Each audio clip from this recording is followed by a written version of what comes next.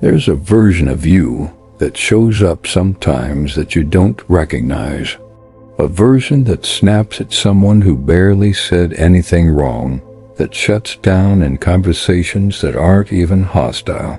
That feels a surge of panic or rage so fast and so total that by the time you realize what's happening, you've already said the thing, already slammed the door, already gone quiet in a way that confuses everyone in the room, including yourself. And afterward, standing in the wreckage of a moment that didn't need to break, you say the same thing every time. I overreacted. You didn't overreact. What happened in that moment wasn't a malfunction. It was a retrieval. Your nervous system pulled a file from deep storage, matched it to something in the present, and launched a full defense sequence before your conscious mind even knew the game had started. This video is going to show you exactly how that works, why your brain does it, what it's actually trying to protect you from, and the single most effective way to interrupt the process before it hijacks the next conversation, the next relationship, the next version of yourself you're trying to build. If this is the first time something on this channel has made you stop scrolling, there's a reason for that. Neural Ascent exists to give you the clearest possible understanding of the architecture running underneath your behavior. If that matters to you, subscribing means you won't lose the thread. Here's what you've probably been told. You've been told you have an anger problem or an anxiety problem, or that you're too sensitive, too reactive, too much. You've been told to take deep breaths, count to 10, think before you speak. And maybe you've tried all of it. Maybe you've sat in the aftermath of another blown-up moment and genuinely committed to being calmer next time. But next time came, and it didn't matter. The reaction was faster than the commitment. The explosion happened before the counting could start. The reason none of that worked isn't because you lacked discipline or emotional intelligence. It's because the advice was aimed at the wrong system. Telling someone in the middle of an emotional hijack to think rationally is like telling someone who's drowning to just breathe normally. The part of the brain that could follow that instruction has already been taken offline. The wrong explanation says you need more control. The real explanation says you need to understand what's seizing control from you and why. What's actually happening in those moments has a specific, measurable architecture. And once you see it, you won't be able to unsee it. Picture a smoke detector in a house. Its job is simple: detect threat, sound the alarm. It doesn't analyze whether the smoke is from a house fire or from burnt toast. It doesn't weigh context. It doesn't consider whether sounding the alarm will embarrass you in front of your dinner guests.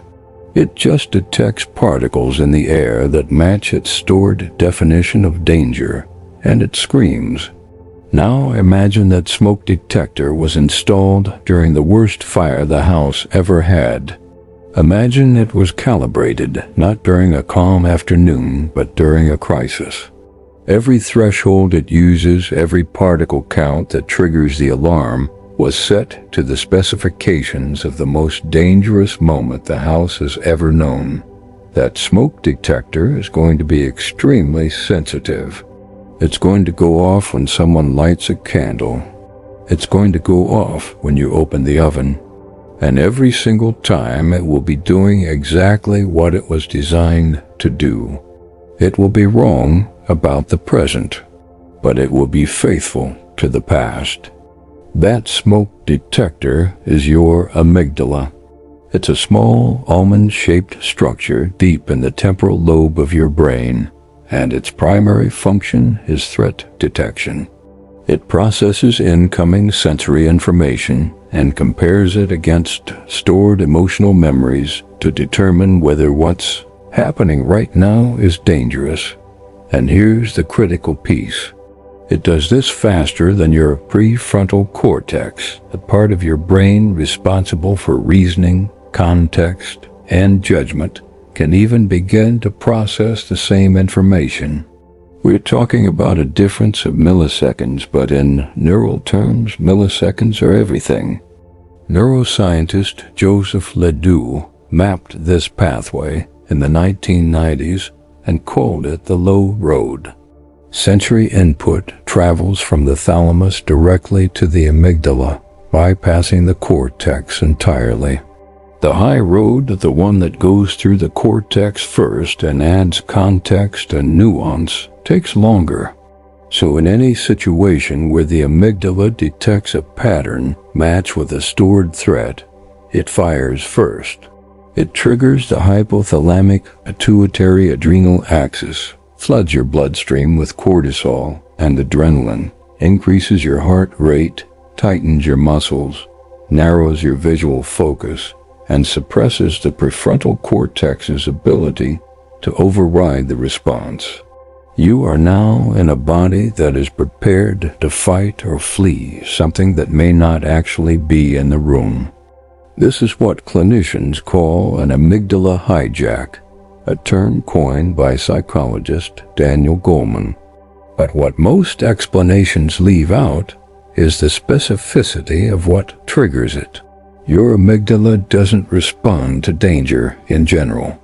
It responds to patterns that match previously encoded emotional experiences, a certain tone of voice, a particular facial expression, the way someone pauses before they say something, the feeling of being looked at by a room. These aren't abstract triggers.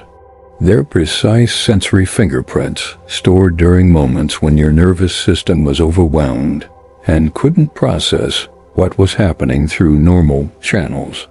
The memory didn't get filed through the hippocampus, which would have given it a timestamp and a context. It got encoded raw, without a date, without a narrative, without the understanding that it happened then and not now. So when something in your Tuesday afternoon matches a pattern from a moment you may not even consciously remember, your brain doesn't think you're remembering. Your brain thinks it's happening again. The emotional response isn't proportional to the present because it isn't about the present. It's a defense mobilized against a threat that no longer exists, launched by a system that cannot tell the difference. This is why you can be standing in a perfectly safe kitchen, hearing a perfectly reasonable comment from someone who loves you, and feel your chest tighten, your jaw clench, your vision narrow, and your words come out sharp enough to cut. You're not overreacting. You're reacting to something real. It's just not something that's here.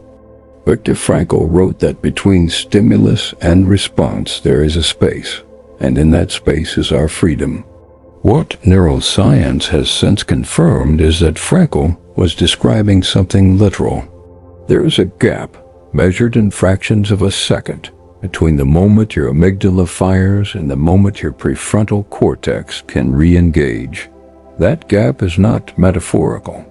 It's biological, and everything depends on what you learn to do inside it. Now here's where you need to be honest with yourself, because knowing the mechanism is not the same as being free of it. And there are two ways people tend to get stuck once they understand what's happening, and both feel like progress but function as traps. The first trap is intellectualization. You learn the science. You can name the amygdala, explain the HPA axis, describe the low road and the high road, and you use that knowledge as a shield. The next time you react, you narrate it to yourself or to whoever just witnessed it. I was triggered. My amygdala hijacked me. It's a trauma response. And that narration, that clean clinical framework, becomes a way of never actually sitting with what the reaction felt like. You explain it instead of experiencing it. You become an expert commentator on your own dysregulation, but the pattern doesn't change. The reactions keep coming. The knowledge floats above the body like a headline above a story no one reads. The second trap is collapse. You hear that your reactions are rooted in past experience, and you conclude that you're damaged, that the wiring is set, that because these patterns were encoded during formative moments, they're permanent. You stop expecting yourself to change and start expecting others to accommodate. The trigger becomes an identity. The reaction becomes a sentence. And the space Frankel described, that fraction of a second where freedom lives, gets surrendered before you ever learn to use it. Neither of these is the path. The path runs between them. And it's narrower than you think, but it's real. What actually changes the pattern is not understanding it from above and not collapsing underneath it. It's meeting the reaction at the exact moment it arrives in the body with something the nervous system has never experienced in that context before.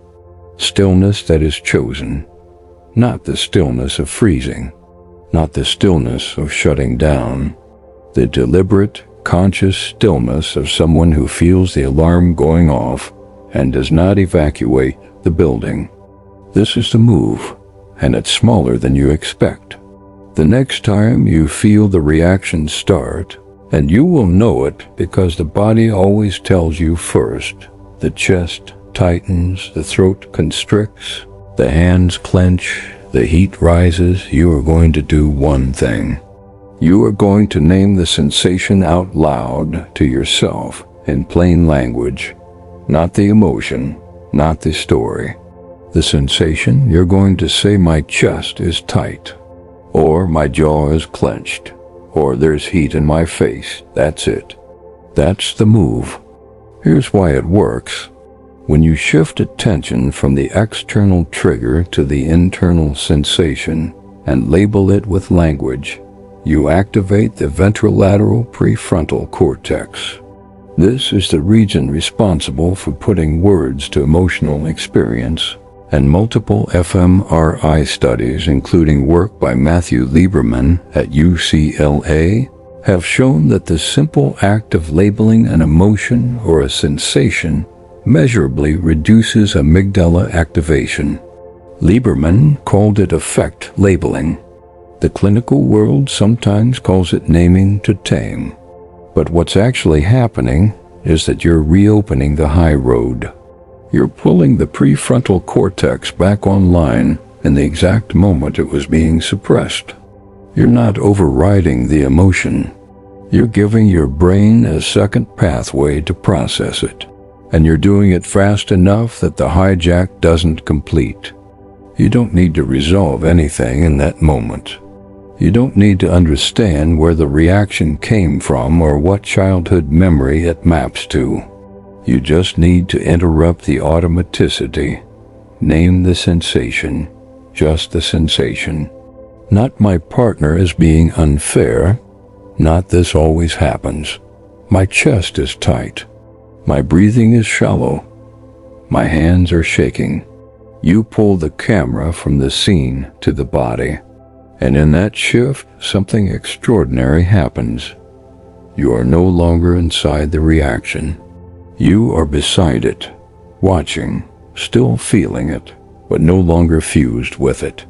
And from that position, for the first time, you have a choice.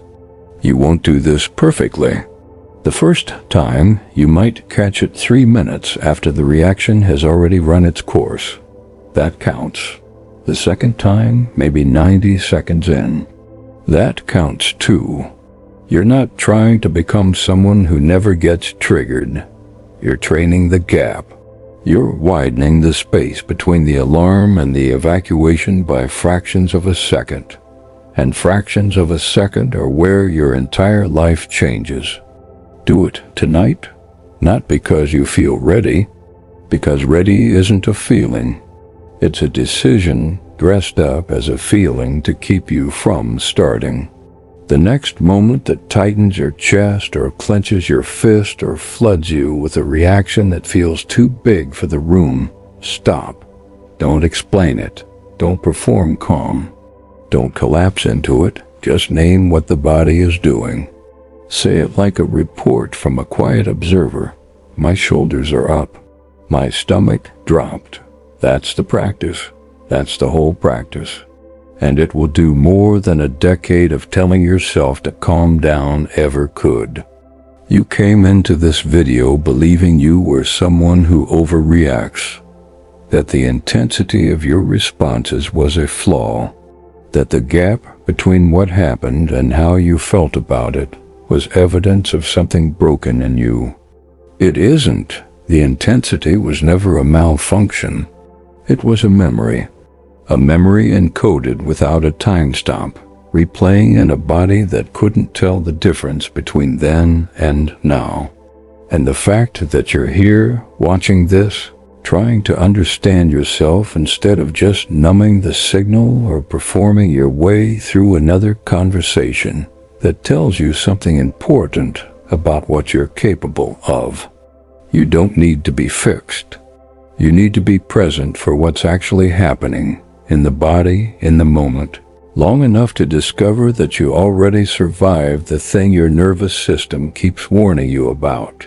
The alarm is still ringing, but the fire has been out for years, and the hand that reaches for the alarm, steady, quiet, yours, that hand is enough.